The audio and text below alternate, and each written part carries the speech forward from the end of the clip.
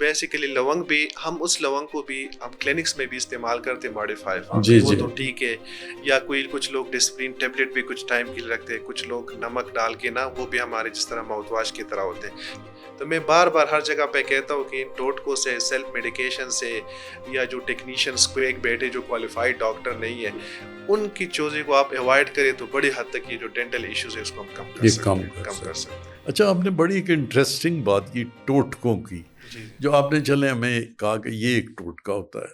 یہ بڑا امپورٹنٹ ہوگا کہ اگر آپ تھوڑا وضاحت کریں گے اور کون کون سے ٹوٹکے لوگ دانتوں کے لیے استعمال کرتے ہیں جن سے آپ اگری نہیں کرتے یا اس سے منع کرتے ہیں. اچھا، کچھ ٹوٹکے تو ایسے ہیں کہ جس کو اگر استعمال کریں گے تو کچھ حد تک ٹھیک. اس طرح کچھ لوگوں کے دانتوں میں درد آتے تو لونگ رکھتے ہیں. جی جی. تو بیسیکلی لونگ بھی ہم اس لونگ کو بھی ہم کلینکس میں بھی استعمال کرتے ماڈیفائی جی وہ جی. تو ٹھیک ہے، یا کچھ لوگ ڈسپرین ٹیبلٹ بھی کچھ ٹائم کے لیے رکھتے ہیں، کچھ لوگ نمک ڈال کے نا وہ بھی ہمارے جس طرح ماؤتھ واش کی طرح ہوتے ہیں. لیکن جو کچھ ٹوٹکے ایسے ہوتے ہیں نا، لوگ سوڈا کو مکس کرے اور پتہ نہیں کوئی تیل وغیرہ ملا کے یا کچھ اور چیز کر کے دانتوں رگڑتے اور پھر کہ دیکھ لے دانت کس طرح چمک وہ چمک نہیں ہو جاتے. وہ بیسیکلی جو دانتوں کے اوپر ایک پروٹیکٹیو لیئر ہوتے ہیں جو کہ پروٹیکشن کرتے، اس کو ہم ریموو کرتے. جب ریموو ہو جاتے تو دانت نیچے والے لیئر نظر آتے، ہم خوش ہو جاتے. لیکن کچھ ٹائم بعد پھر اس کو اندازہ ہو جاتے ہے کہ میں نے اپنے دانتوں کا وہ کیا.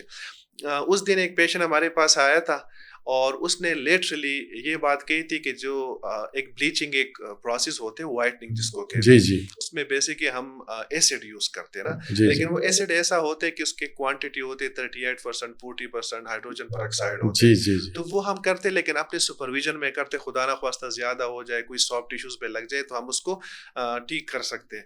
تو وہ بیسیکلی یہی ہائیڈروجن پر آکسائڈ ایسڈ آپ کی جس طرح اور چیزوں میں، جس طرح ہم ٹوائلٹ وغیرہ صاف کرتے ہیں نا تو اس میں بھی ایسڈ یوز ہوتے ہیں اور وہ بھی وہی چیزیں لیکن کوانٹٹی اور یہ چیزیں فرق ہوتی.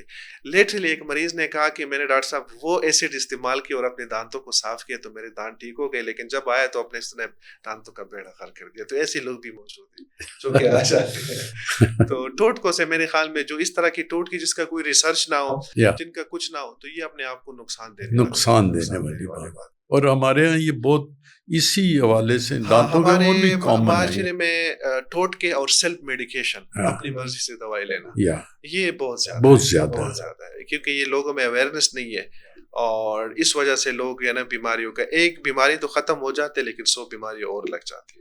تو میں بار بار ہر جگہ پہ کہتا ہوں کہ ان ٹوٹکوں سے، سیلف میڈیکیشن سے، یا جو ٹیکنیشینس کو ایک بیٹھے جو کوالیفائڈ ڈاکٹر نہیں ہے ان کی چوزیں کو آپ اوائڈ کریں تو بڑی حد تک یہ جو ڈینٹل ایشوز ہے اس کو ہم کم کر سکتے ہیں.